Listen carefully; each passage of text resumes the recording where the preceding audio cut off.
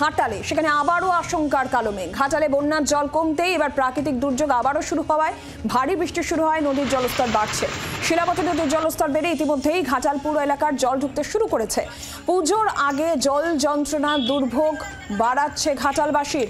আবারও ডিঙি নিয়ে যাতায়াতের প্রক্রিয়া শুরু হয়েছে। যদি প্রশাসনের তরফ থেকে বলা হচ্ছে প্রশাসন প্রস্তুত পরিস্থিতি মোকাবিলায়।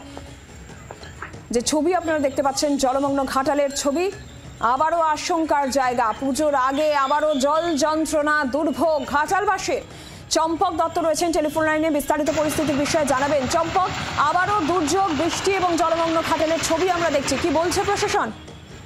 দেখো, একদমই নিরঞ্জনা। কয়েকদিন আগে দেখেছিলাম যে ঘাটালে যে ভয়াবহ বন্যা পরিস্থিতি ছিল, প্রায় 2 মাস জলবন্দী অবস্থা ছিল। তবে ধীরে ধীরে সেই জল কিন্তু কমতেও শুরু করেছিল, বেশি জায়গায় জল নেমেও গেছিল। কিন্তু ফের এই প্রাকৃতিক দুর্যোগ শুরু হয়েছে এবং সেক্ষেত্রে সঙ্গে শুরু হয়েছে ভারী বৃষ্টি, যার ফলে শিলাবতী নদীর জলস্তর ইতিমধ্যেই বেড়ে গিয়েছে। ফলে নতুন করে জল ঢুকতে শুরু করেছে ঘাটালের বিভিন্ন এলাকায়, যেমন পৌর এলাকাতেও সেখানে কিন্তু জল ঢুকতে শুরু করেছে। স্বাভাবিকভাবে পুজোর আগে একটা জল যন্ত্রণা নতুন করে ঘাটালবাসীকে ভাবাচ্ছে। এবং সবথেকে বড় কথা, সোমবার থেকে আবার নিম্নচাপ যেটা ঘনীভূত হচ্ছে, আরো বেশি ভারী বৃষ্টিপাত হওয়ার সম্ভাবনা রয়েছে। ফলে যে জল যা নামতে শুরু করেছে, নতুন করে আবার জল যেহেতু বাড়তে শুরু করেছে এবং পাশাপাশি যে ঘাটাল সড়ক, যে চন্দ্রকোনা রাজ্য সড়ক, সেখানে যে অতি বৃষ্টির ফলে সেখানে রাজ্য সড়কও কিন্তু জল ইতিমধ্যে উঠে পড়েছে। স্বাভাবিকভাবে পুজোর আগেই নতুন করে জল যন্ত্রণায় কিন্তু ঘাটালবাসী ভুগতে হবে, এটা কিন্তু খুব পরিষ্কার। কারণ যেভাবে আবহাওয়ার পূর্বাভাস রয়েছে এবং যেভাবে টানা বৃষ্টি চলছে এবং আগামী দিনে আরো ভারী বৃষ্টি হবে এমন সতর্কতা দিয়েছে আবহাওয়া দপ্তর। ফলে নতুন করে ঘাটাল আবার বানভাসী হতে পারে এমনটাই কিন্তু আশঙ্কা প্রকাশ করা হচ্ছে।